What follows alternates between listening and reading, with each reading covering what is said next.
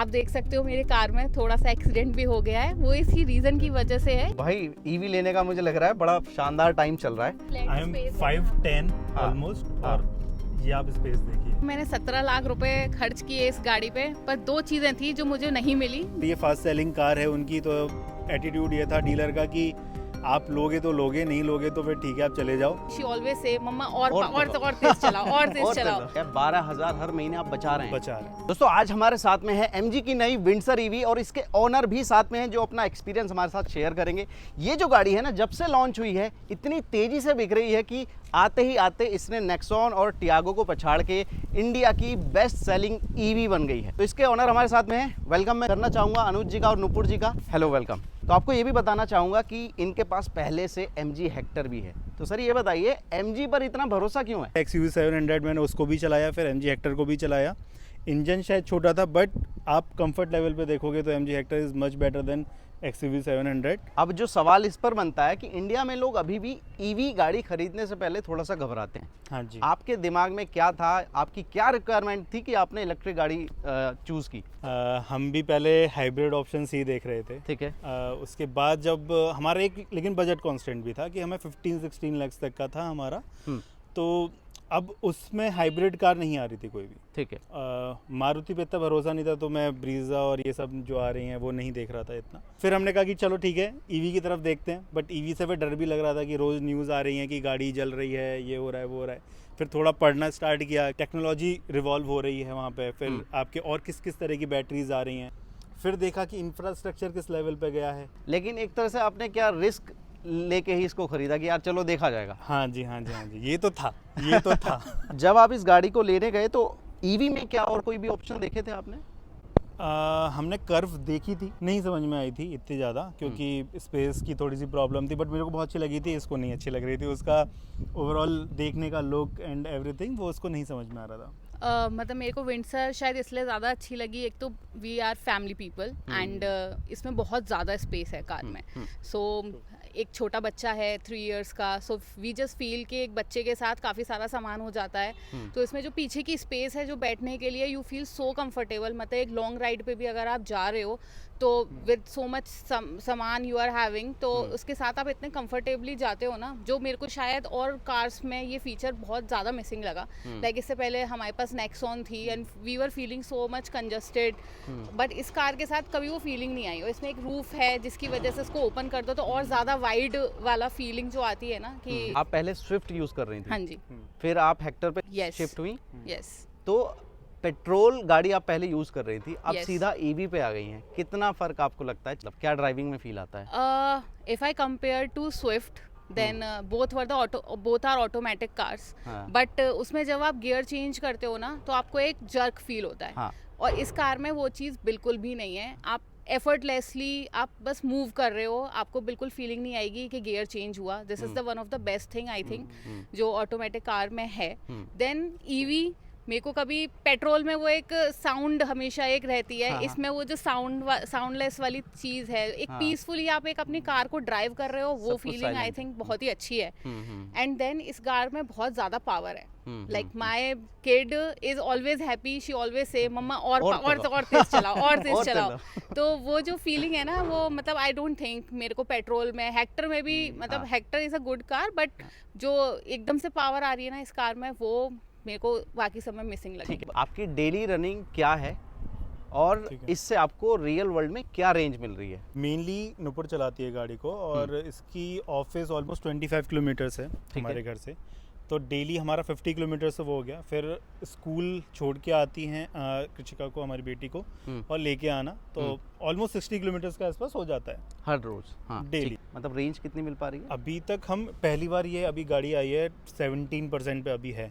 अच्छा। तो मैं पहली बार ये चेक कर रहे हैं अभी तो रेंज एंजाइटी ही है जो है ना, वो एक है। हाँ। This is one of the thing कि हम कभी भी 30% से नीचे नहीं गए थे। अच्छा। इससे पिछली बार जब हम गए थे तो 25 पे गए थे, इस बार हम पहली बार 20 के 17 हाँ। 17 पे आए हैं। ठीक है, अभी तक ये 80% में 185-190 के आसपास चल चुकी है, और जो प्रैक्टिकल ये रेंज देती है 230 to 250 की आसपास की दे देती है। तो अगर मैं सिटी राइड की बात करूँ और जिसके लिए मेरे लिए लेना भी था, तो वो फुलफिल हो जाता है। आप कौन से चार्जर से इसको मेनली चार्ज करते हैं? हम 7.4 AC। 7.4 AC जो आपने इंस्टॉल कराया है अपने हमने घर पे। इंस्टॉल नहीं कराया, स्टैटिक का है, हमारी सोसाइटी में नहीं लगा सकते। लेकिन वो तो फिर महंगा पड़ रहा होगा। हाँ जी, वो 12 रुपीज़ पर यूनिट पड़ता है। मुझे लगता है कि इस गाड़ी का या किसी भी इलेक्ट्रिक गाड़ी का फ़ायदा तब आपको भरपूर मिलता है जब आप घर वाले प्लग पे लगा के उसको बिल्कुल सही छोड़ बात देना, है। तो बिल्कुल वो सही आपको बात है। एक असली जो बचत वाली चीज़ है। अगर हम बात करें कि कितना खर्चा आपका अभी बच रहा है, वो थोड़ा सा बताइए दर्शकों को। हाँ जी, तो बिफोर विंडसर हम्म। हमारा इसका हेक्टर का ऑलमोस्ट 15K पर मंथ जा रहा था और नेक्सॉन का 5K पर मंथ जा रहा था, फ्यूल का खर्च। फ्यूल का खर्चा। हम्म। अब विंडसर्फ आने के बाद मैंने अपनी नेक्सॉन निकाल दी है, तो हेक्टर का जो आ रहा है, क्योंकि मोस्टली मेरी यही रन होती है, तो हेक्टर अब आ रही है 5K पर मंथ हम्म। और ये आ रहा है 3K पर मंथ। यानी 20,000 का खर्च अब हम्म। 8,000 का रह गया। 12,000 हर महीने आप बचा रहे हैं। बचा रहे हैं और वाह। अभी तो मैं 12 रुपये यूनिट दे रहा हूँ। तब अगर मैं घर पे चार्ज करूँगा तो ये 6 रुपये में आ जाएगा, तो आप आधा, इसके जस्ट आधा कर सकते हो। बाकी एक चार्जर के आप कैरी करके रखते होंगे हमेशा। हाँ जी, एक ये इसका 3.3 वाला जो है वो उसके संग फ्री मिला, एक 7.4 का भी हमें फ्री मिला है इसके साथ, वो भी रखा है। क्यों ना अब हम इस गाड़ी को खुद से चला के देखें। वैसे तो हमने इसका एक ड्राइव रिव्यू किया हुआ था, लेकिन इनके साथ बैठते हैं और चलते चलते बात करते हैं। तो ड्राइविंग सीट पे हम बैठ गए हैं और यहाँ पर आप देखोगे ना, तो जैसा कि ये बता रहे थे 17% बैटरी आ चुकी है 17% पे, और 53 किलोमीटर की रेंज अब ये गाड़ी हमको दे सकती है। सामने आप देखोगे कि बड़ी सी स्क्रीन मिल जाती है और भाई इतने सारे फीचर इस स्क्रीन में छिपे हुए हैं कि आदमी को, मुझे लग रहा है, एक आध महीना लग जाएगा इसको समझने में। और यहाँ पर पूरा कर दिया है कॉम्पैक्ट, सिर्फ 2 बटन दिए हैं और इन 2 बटन्स में भी बहुत कुछ छिपा दिया है। प्राइसिंग की बात कर लेते हैं। जो बेस मॉडल है ना, वो अगर आप बैटरी के साथ खरीदते हो वो आपको पड़ेगा 14 लाख रुपए एक्स शोरूम, और टॉप मॉडल आपको करीब 16 लाख रुपए एक्स शोरूम के करीब पड़ रहा है। अब इनसे पूछते हैं कि ऑन रोड कितना पड़ा। ये टॉप मॉडल आपको ऑन रोड कितने का पड़ा होगा? ये हमें पड़ा ऑलमोस्ट 1680 का। 1680, यानी एक्स शोरूम में सिर्फ 80,000 रुपये और एड ऑन हो रहे हैं। क्या क्या छूट मिली आपको? छूट हमें मिली, एक तो रोड टैक्स, आपने यूपी से लिया तो 6000 के आसपास का हमारा रोड टैक्स गया है। ठीक है। उसके बाद इसका इंश्योरेंस हमें जो लिया वो हमने फिर डायरेक्ट शोरूम से ही लिया था, तो 70 या 72 के आसपास का हमें वो पड़ा था। ठीक है। और फिर अभी क्योंकि ये हमारी एक यूपी से गाड़ी है तो 1 लाख का अभी हमें सब्सिडी मिल जाएगा। वाह, यानी वो 1680 भी अब 1580 बन जाएंगे। बिल्कुल, बहुत ही बढ़िया। तो भाई ईवी लेने का मुझे लग रहा है बड़ा शानदार टाइम चल रहा है। एनीवेज, गाड़ी को शुरू करते हैं। ड्राइविंग के लिए ना आपको जो गियर भी चेंज करने हैं वो यहाँ से करने हैं। यहाँ कोई गियर नॉब वगैरह कुछ नहीं दिया हुआ, सिर्फ एक सेंटर कंसोल है और उसमें कप होल्डर दिए गए हैं और 3 कप होल्डर हैं, ये देखो आप। तो काफ़ी स्पेसियस ये मामला है और यहाँ पर आपको वायरलेस चार्जिंग भी मिल जाएगी। स्पेस तो इतना भर के, ये देखो यहाँ स्पेस है। और भी चाहिए ना भाई तो नीचे भी आपको स्पेस मिल जाएगा। ये शटर खोलोगे आप, ये देखो इसमें चार्जिंग है, इसमें स्पेस है, सब कुछ है।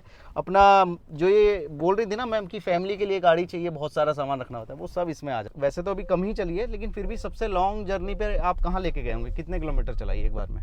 ये हमने 156 किलोमीटर चलाई है। हम यहाँ से अलीगढ़ गए थे, तो मेरा होम टाउन है, तो वहाँ पे बस हम लेके गए हैं अभी 156 किलोमीटर। तो और सिटी ड्राइव के लिए रखनी है हमें, पर्पस भी वही है। हाँ। लॉन्ग ड्राइव के लिए हेक्टर ही है हमारे पास। अब क्योंकि आप अलीगढ़ लेके गए थे जो कि एक छोटा शहर है, वहाँ के लोगों का क्या रिएक्शन था इस गाड़ी को देख के? ये रिएक्शन तो हर किसी का यही आ रहा है, अभी पीछे मुड़ मुड़ के देख रहे हैं है कौन सी गाड़ी I है। think the look is so different. हाँ। Everyone is just turning their faces to see कि भाई ये कार है कौन कौन सी सी है। मैं आपको बताना चाहूँगा 38 किलोवाट आवर का बैटरी पैक मिलता है और कंपनी ने कोई ऑप्शन वगैरह नहीं दिए बैटरी पैक के, एक ही बैटरी पैक दिया है। हालांकि इंटरनेशनल मार्केट में और भी बड़ा मिलता है, लेकिन इंडिया में सिर्फ एक बैटरी पैक है। और जो क्लेम रेंज कंपनी कह रही है वो 330 किलोमीटर के आसपास की क्लेम करती है। जैसा कि इन्होंने बताया कि 230 और 250 के आसपास की रियल वर्ल्ड रेंज भी मिल जाती है। हमने भी एक रेंज टेस्ट किया था, अगर आप वो वीडियो देखना चाहें तो वो भी देख सकते हैं।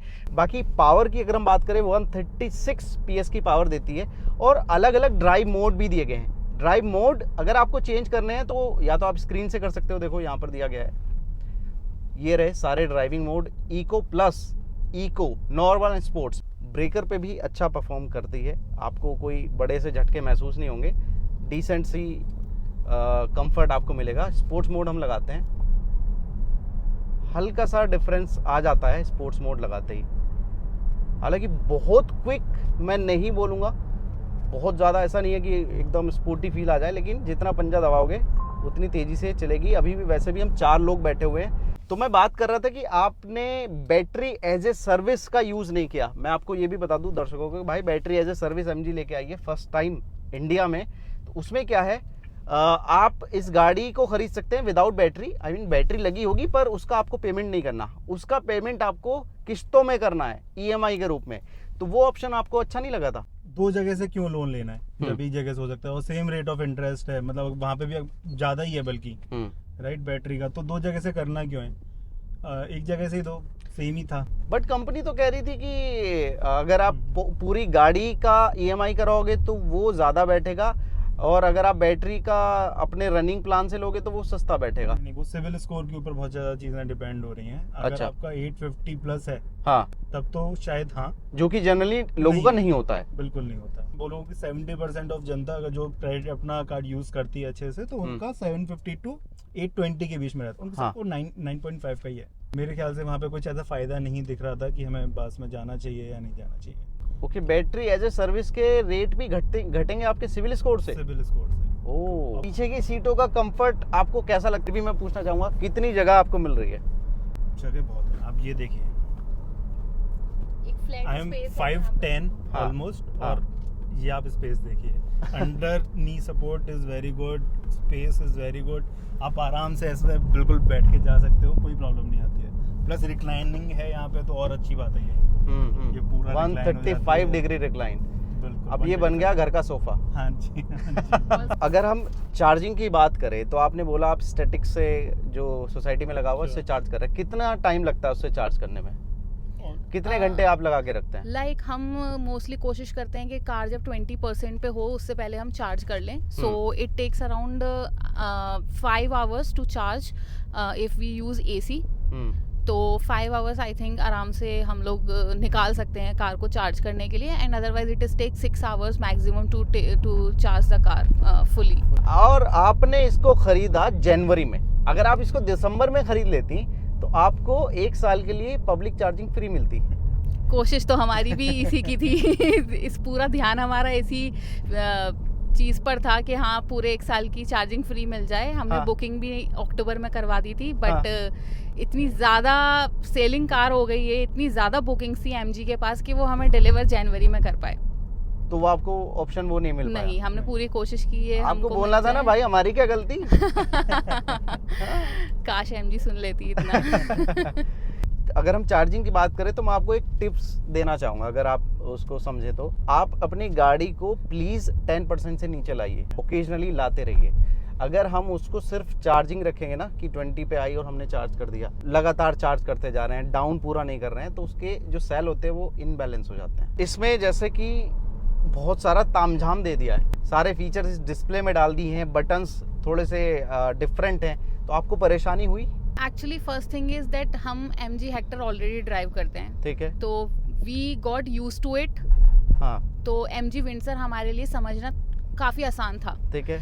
दूसरा अच्छी फंक्शनैलिटी इसमें ये है कि इसमें फीचर है कि आप MG को कुछ भी बोलिए और वो आपके लिए वो कर देगी। बोल के दिखाइए। Hello MG, I'm listening. Please on FM। Wow, Back next time. ये तो मेरे को कुछ नहीं करना पड़ा, और ऐसे ही ये मैं मालकिन को पहचान रही है ना। और ऐसे ही में AC का टेम्परेचर ऊपर नीचे, मतलब जो बहुत ही ज़्यादा यूज़ करने वाले फीचर्स होते हैं कि आपको AC का टेम्परेचर कंट्रोल करना है, वो मैं आराम से MG को बोल देती हूँ and she does it for me. मेरे को बार बार बटन ढूंढने की ज़रूरत नहीं पड़ती है। तो this is a very good thing. I think drive करते करते आई कैन आस्क MG कि भाई मेरे लिए ये कर दो and she will do. Indicator वाली जगह में वो वाइपर वगैरह दे हाँ, दिया, उससे आपको प्रॉब्लम हुई? यस, इसके लिए आई विल से कि मोस्टली इन सारी कार्स में ना लेफ़्ट साइड में हमारा वाइपर होता है। तो मेरे साथ ऐसा हुआ था कि मैंने इंडिकेटर दिया था, उसकी वजह से गलती से मेरे से राइट साइड में वाइपर भी दे रखा है इन्होंने, तो फ्रंट मिरर पे एकदम से पानी आ गया। तो मैंने हड़बड़ी में गलती से लेफ़्ट वाला जिसकी मेरे को आदत है लेफ़्ट वाला पुश कर दिया, उसकी वजह से मेरी गाड़ी एकदम से रिवर्स मोड में आ गई। और आप देख सकते हो मेरे कार में थोड़ा सा एक्सीडेंट भी हो गया है। वो इसी रीज़न की वजह से है, क्योंकि आपको ये जो न्यू बटन्स ने फीचर्स है कंफ्यूज ना, कर दिया, हाँ, लिवर्स ने कंफ्यूज कर दिया है। आदत डालनी पड़ेगी विद हाँ। टाइम, आपको यूज टू होना पड़ेगा। स्टार्टिंग में आपसे ये गड़बड़ हो सकती है। इंडिकेटर और ये वाइपर एक ही उसमें दे दिए ना, राइट साइड में है। हाँ जी। ये बहुत बड़ी गड़बड़ी है यार। हॉर्न देखो, मतलब क्रेटा वाला को अगर किसी ने टक्कर दी है तो वो इस गाड़ी ने दी है। ये देखो, इस कैमरे की बात मैं कर रहा था, ये इसके पहिए नहीं घूम रहे ना, ये थोड़ा सा लगता है कि बचकाना है। इसके पहिए घूमने चाहिए थे यार। इंटरेस्टिंग चीज़ दिखाना चाहूँगा, जैसे हम आके रुके हैं यहाँ पे आके हमारा सफ़र ख़त्म हो गया है। अब सिंपली मैंने ब्रेक पे पाँव रखा, ठीक है, ऑटो होल्ड एक्टिवेट हो गया यहाँ पे। अब मुझे पार्किंग का बटन दबाना है और सीधा जिसका पार्किंग ब्रेक है वो एंगेज हो जाएगा खुद ब खुद। अब मुझे उतरना है, गाड़ी को बाहर से बंद कर देना है, लॉक लगा देना है, गाड़ी बंद। कोई बटन नहीं दिया गया है अलग से पुश स्टार्ट स्टॉप का। आपको क्या लगता है भाई साहब, ये जो फीचर है ये सेफ्टी वाइज ठीक है? क्योंकि हाल ही में हमने एक वीडियो देखा था जिसमें MG खुद से आगे जाके दीवार में भिड़ गई। हाँ जी, तो ये तो है कि आपको थोड़ा सा, अगर ऑटोमेटिक पार्किंग ब्रेक आपने एंगेज कर रखा है तब तो इट्स अ गुड थिंग। अगर वो नहीं कर रखा है, आप बटन दबाओगे, ये सब चीजें करोगे, तो फिर प्रॉब्लम तो है। यानी आप इसमें शायद इतनी प्रॉब्लम लगती है। अब मुझे लगता है हेक्टर में प्रॉब्लम ज्यादा है क्योंकि मैं उसका बटन बंद करना भूल जाता हूँ। तो ये गंदी आदत भी डलवा दी इसने। हाँ, ये गंदी आदत डला दी है। तो भाई गाड़ी हमने भी चला के देख लिया है, पहले से भी चलाई हुई थी, लेकिन इनका एक्सपीरियंस जानना जरूरी था। अब कुल मिला के आपने बहुत सारी तारीफ कर दी है, लेकिन फिर से आप ये बताइए इसका एक सबसे बेहतरीन फीचर आपको क्या लगा, और उसके बाद में जो बुरा फीचर है वो पूछूंगा। बेहतरीन बताइए क्या लगा इसमें? बेहतरीन फीचर तो आई थिंक एक इसकी स्क्रीन और एक स्पेस, ये आपको सबसे बेस्ट लगा? सबसे बेस्ट चीज़ है। अब मैं मैम से पूछना चाहूँगा, क्योंकि ये असली ऑनर यही है, कि इसमें आपको सबसे बेकार चीज़ क्या लगी यार, कि वो तो है ही नहीं इसमें, या कुछ भी जो आपको बेकार लगा हो? सच बताऊं तो कहीं कहीं मुझे लगता है कि मैंने 17 लाख रुपए खर्च किए इस गाड़ी पे, पर 2 चीज़ें थी जो मुझे नहीं मिली, जो मैं चाहती हूँ कि हर गाड़ी में शायद होनी चाहिए। एक तो ये कि इसमें इन्होंने स्पेयर व्हील नहीं दिया, जो कि जिसके लिए मेरे को और 20,000 रुपए एक्स्ट्रा खर्च करने पड़ेंगे, और दूसरा इसमें रेयर वाइपर नहीं है। तो कभी कभी लगता है कि अरे यार उतर के ही गाड़ी साफ करनी पड़ेगी क्या मेरे को। तो मतलब वो एक बहुत ज़रूरी चीज़ है जो हर कार में होनी चाहिए। हाँ, और बाकी आप चार्जिंग पोर्ट की बात करें तो यहाँ पर दिया गया है। ये तो आई थिंक ये और एक अच्छा फीचर है जो इसने यहाँ पे दिया है। हाँ। क्योंकि most of the EV car जो अभी हैं इंडिया में, हाँ। उनमें आगे दिया गया है। एक मेरा दोस्त है जिसकी नेक्सॉन ईवी है, और उसके एक एक्सीडेंट, बहुत ही हल्का सा माइनर एक्सीडेंट में उसका ही पूरा पोर्ट डैमेज हो गया, और टाटा ने काफ़ी उसमें पैसे लिए उसके। तो अगर ये साइड में है तो साइड स्क्रैचेस लगेंगे, डैमेज इतनी जल्दी नहीं होती। आपकी मेजरली एक्सीडेंट जो होते हैं पीछे से आगे से होते हैं। अगर मैं आपके इसके एक्सपीरियंस के बारे में जानना चाहूँ, जब आपने खरीदी तो वो एक्सपीरियंस कैसा रहा आपका? वो एक्सपीरियंस मैं बोलूँगा कि बहुत अच्छा तो नहीं रहा। उनका एटीट्यूड बहुत अच्छा नहीं था, कि अगर ये फास्ट सेलिंग कार है उनकी, तो एटीट्यूड ये था डीलर का कि आप लोगे तो लोगे, नहीं लोगे तो फिर ठीक है आप चले जाओ, हम पे और लोग हैं जो ले जाएंगे गाड़ी को। ओके। तो मैं प्रॉपर डायलॉग नहीं बोल रहा जो उन्होंने बोला था, हाँ, बट उनके वर्ड्स ऑलमोस्ट सेम थे। मतलब मैंने ये चीज़, मतलब जिसके लिए महिंद्रा बदनाम है, हाँ। कि उनकी गाड़ियाँ काफ़ी पेंडिंग ऑर्डर रहते हैं तो उनका एटीट्यूड बदल जाता है, तो वो चीज़ MG में भी है। बिल्कुल, और ये बिल्कुल अलग था जब मैंने MG हेक्टर खरीदी थी। वहाँ पे तो मतलब they are very welcoming nature, वो सब चीज़ें थी। क्योंकि आप प्री एग्जिस्टिंग MG कस्टमर हैं, तो क्या आपको कोई बोनस वगैरह कुछ फ़ायदा? नहीं, कुछ भी नहीं मिला। तो मेरे ख्याल से MG को ये भी एक चीज़ ध्यान रखनी चाहिए कि जो उनके पुराने कस्टमर हैं और वो MG विंडसर EV या कोई दूसरी उनकी मॉडल ले रहे हैं, तो उनको थोड़ा सा तो फ़ायदा मिले, कुछ तो एक्स्ट्रा मिल जाए बाकी कस्टमर्स के मुकाबले। क्या आपका मन नहीं हुआ महिंद्रा BE6 और 9e को देख के कि यार थोड़े दिन और रुक जाते, उनको ले लेते? क्या कहना है? तो मेरे ख्याल से सारे इंडियंस का यही मन है कि उनके पास हो एक 6e हमारा भी तो था, हमारा बहुत ज़्यादा था उसका ऑरेंज कलर पे। एकदम से दिल आ मेरे को गया था कि नहीं यही वाली कार लेनी है। हाँ।